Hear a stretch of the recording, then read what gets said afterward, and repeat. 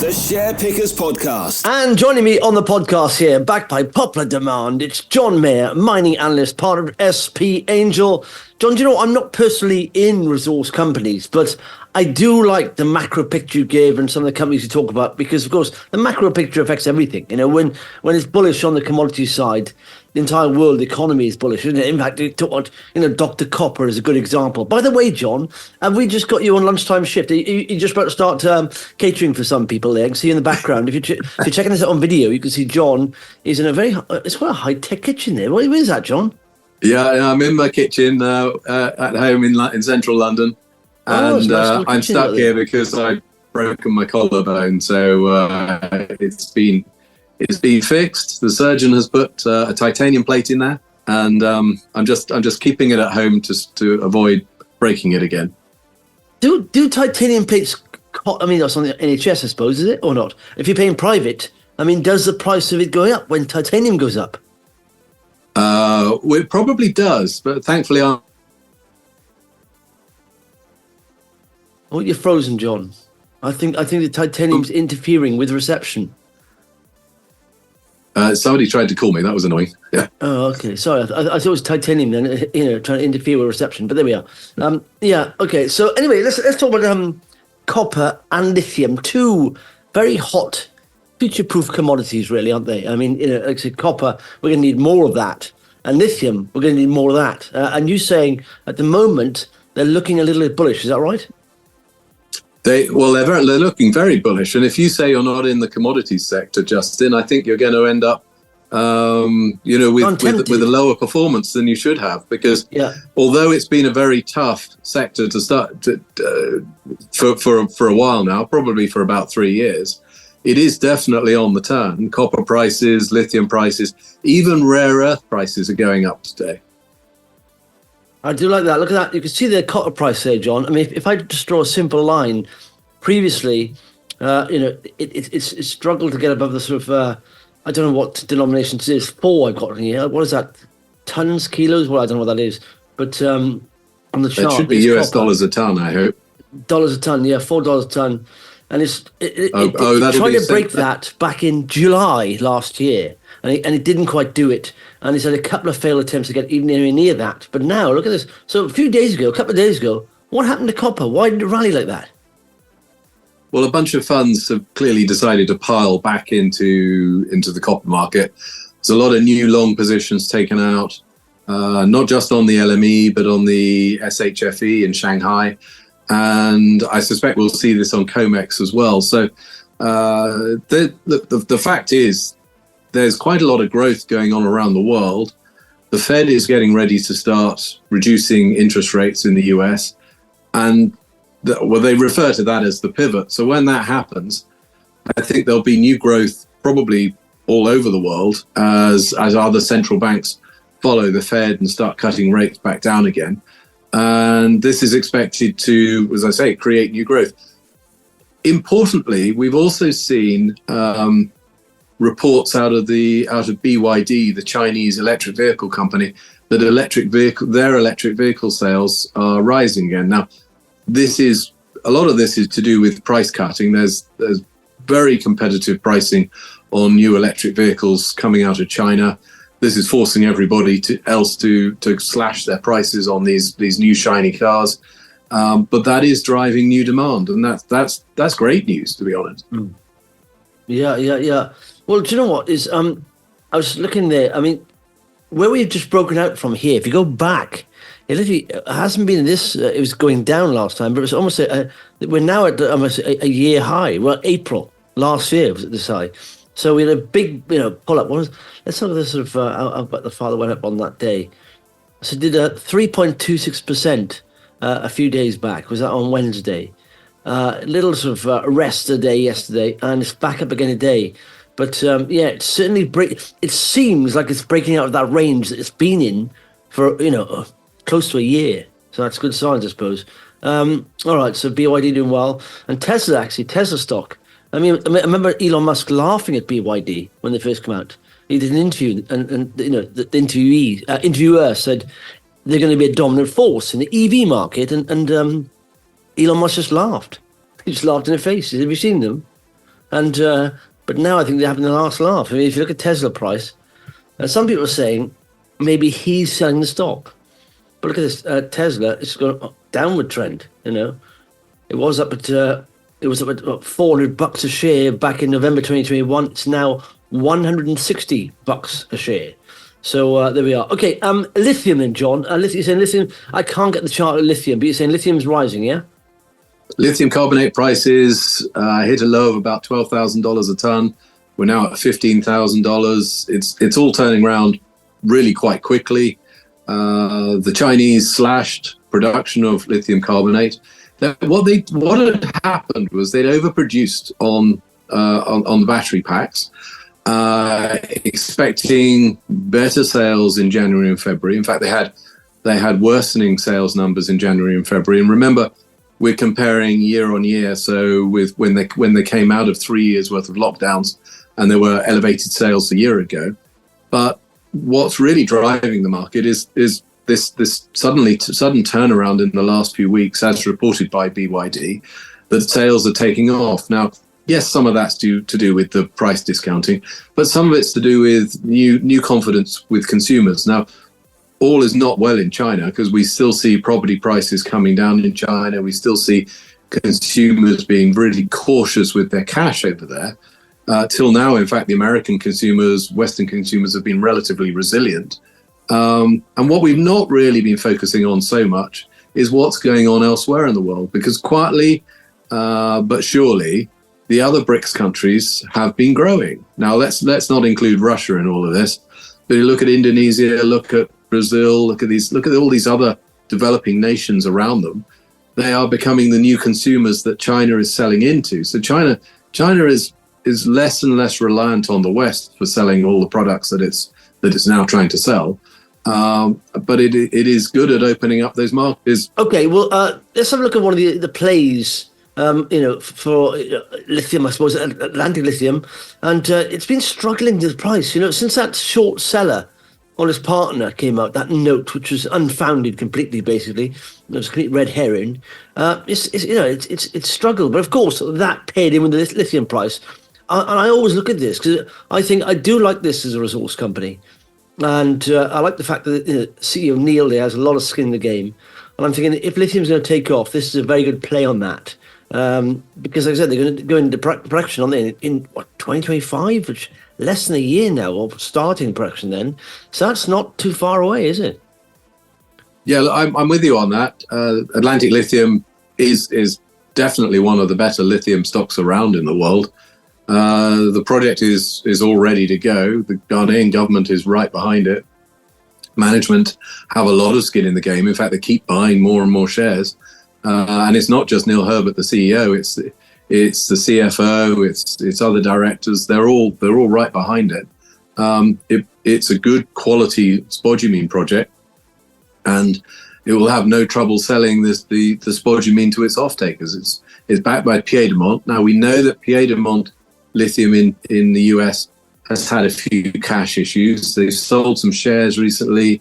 It's possible they might sell some of their offtake, but I think that doesn't matter. I think it's very easy to fund the development of a lithium mine like this in a country like Ghana.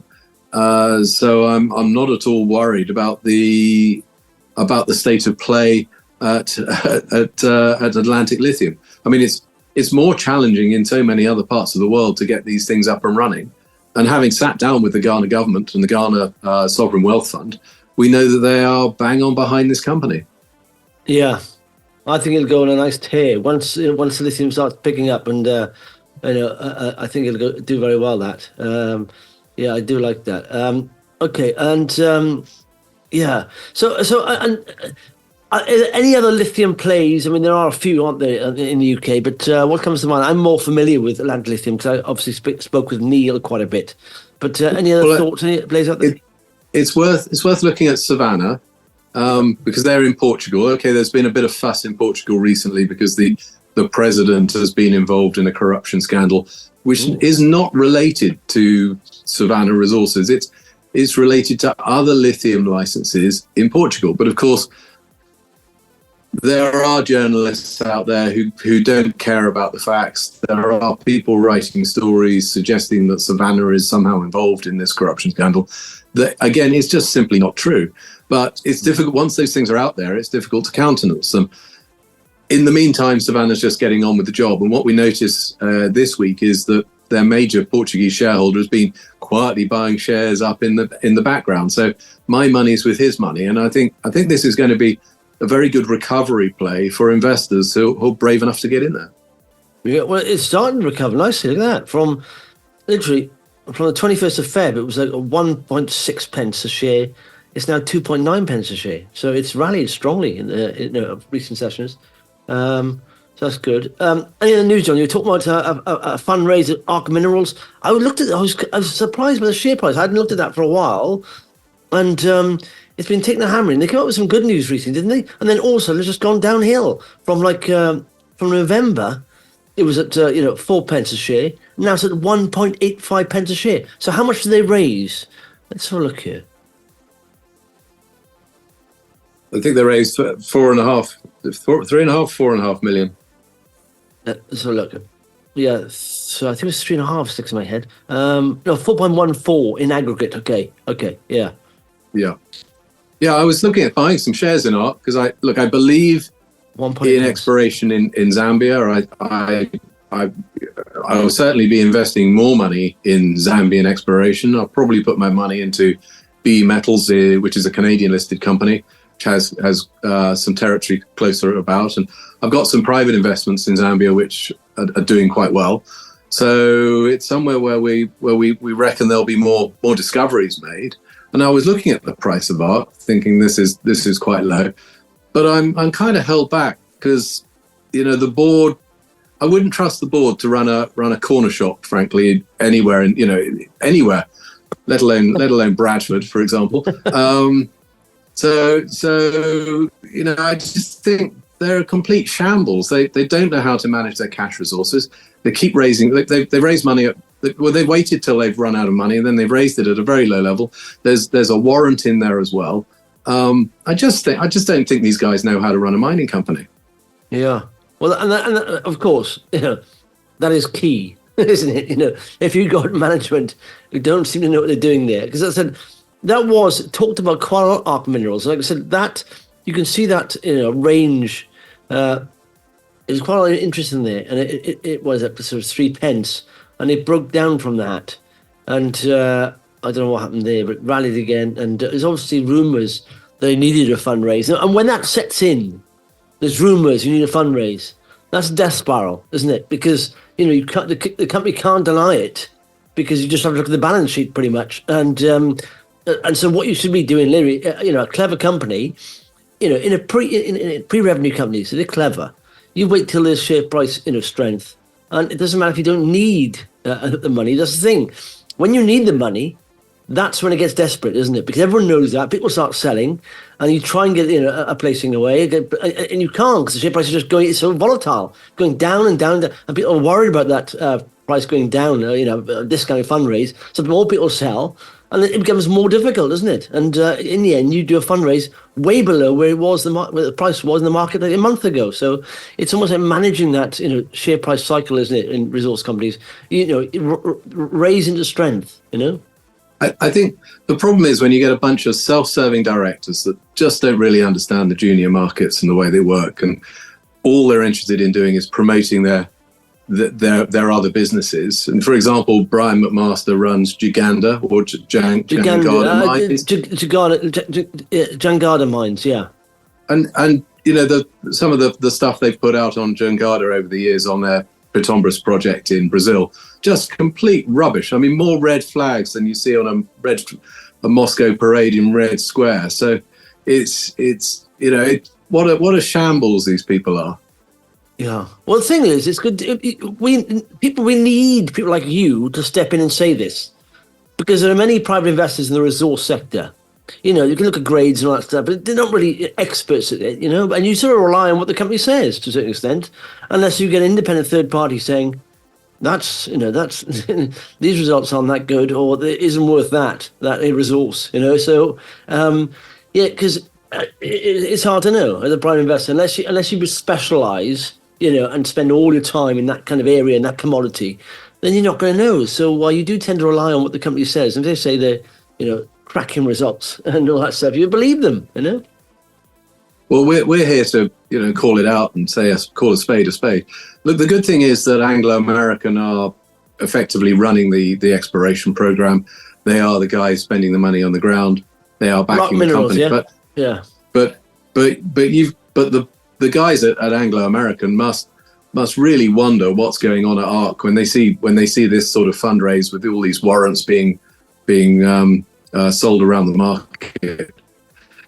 It's because, of course, when you add warrants to an equity raise, you're effectively discounting by a lot more than the discount on that you see. It's yet another overhang on the shares. So, for your average investor, this is just not good news.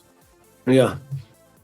Nick von Schinding says we are pleased with the level of support shown from new and existing investors. The next stage, I bet the investors are pleased, especially long-term holders. Not on that discount, they're not. It's funny, and I do like when every you see any placing, it's always oversubscribed. Always, isn't it? Always. You never get every single one. Doesn't matter. Literally, the company's going bankrupt. Oh, we're very pleased with oversubscribed placing. I like that, but if you're not oversubscribed, you have to pull the placing in effect. Yeah, exactly. It's got to be. Marvelous stuff. Any other bits of news, John? It's worth looking at the tin market because the government of Indonesia has been restricting the output of tin, and at the same time, the big tin mine in Myanmar is also closed down. So it looks like the world could start to run dangerously short of tin metal going forwards. And given that tin is used for electrical connections for just about everything, all the electronic devices that we have tin soldered connections, and you can't really use any less of that than they currently use. So yeah, that's a problem, and that means tin prices are going up. People need to look at, somebody needs to start up some new tin mines in the West, because if Indonesia is going to control the market, then prices could easily double from here. We act for Cornish metals. I noticed there is news this morning. This is one of your favourites, John. I was waiting for the Cornish metals name to drop. But again, looking at, very few resource companies. You have a couple of technical rallies, but a lot of them are at their lows, aren't they? I mean, Cornish metals, look at that. We are now at 10 pence. If we go back to the peak there, pretty much in January 2022, it was literally at 28, 30 pence it peaked at. So, but it's slowing down. There seems here a nice bit of support. I mean, it does dip down to this, 9 pence level, but bounces back off it. And I'd say 10 pence seems to be, or 9.5 pence seems to be some kind of support here. And look at that, it's trying to break that 200-day moving average, which I'd suggest it's almost like we're seeing support here at 9.5, 9 pence, and maybe a break of 10 would be very good. If it can close, above that, maybe 11.50, then you could see start an uptrend. So it seems to me the downtrend may have ended there. Yeah, I think so. Look, there used to be a support level at about 18p. Yes, that's pulled back, but we have been in a bear market for commodity stocks for quite a while now, and unfortunately, that's weighed on everything, including Cornish, because there were quite decent profits in that stock for people who'd held it for the last 4 or 5 years. So that's what tends to happen, I'm afraid. But actually, the project has been in this no man's land period where they've been dewatering the mine. Now, in fact, that dewatering has been running faster than has been expected, and they've announced that they're actually starting to refurbish the shaft. In fact, we saw them starting to do that when we went on a site visit a few months ago. And what's happened with the? Sorry. So they're moving things forward. What's happened with the? Why is the CEO stepped down? The news today is that they are. Yeah, I've spoken to Richard Williamson. The board feels that they need somebody who's perhaps more able to run a mining project. So this is all about accelerating the project, I think, cutting costs, pushing things forwards. Nothing wrong with Richard Williams, who's been running it. He's actually a good guy. but I think the board probably feel that there's a bit more of some new fresh blood and perhaps some new skill set to go in there to get this project up and running. Yeah. What's the market cap here? That's still a 48 million market cap. Is that right? Yeah, that's about right. Okay, all right. Marvelous stuff. This was the best. This was the best of the Cornish tin mines over the years, and it will be again. This ranks high on the global scale of tin projects. It's right up there.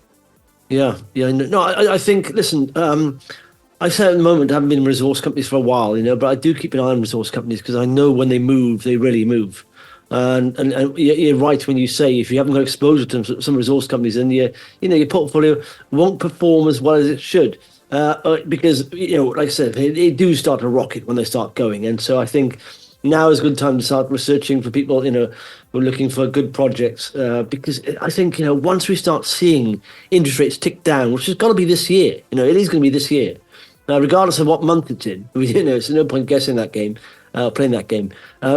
I think we'll start seeing movement, in these resource companies, and like I said, I think that's within the next 3 months probably. So I think now is the time to take positions, ladies and gentlemen. Not big positions. You don't need to take big positions because some of these will rally very strongly indeed. But I think it's worth doing some research right now. What do you reckon, John?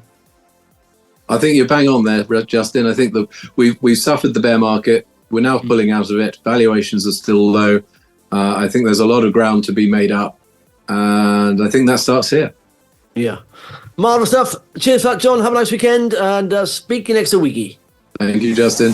The SharePickers podcast with Justin Waite. The content of this podcast is not intended as investment advice. It is for information purposes only. People in this podcast may hold positions in the stocks they talk about. Do not buy anything based solely on a tip or recommendation. Please do your own research.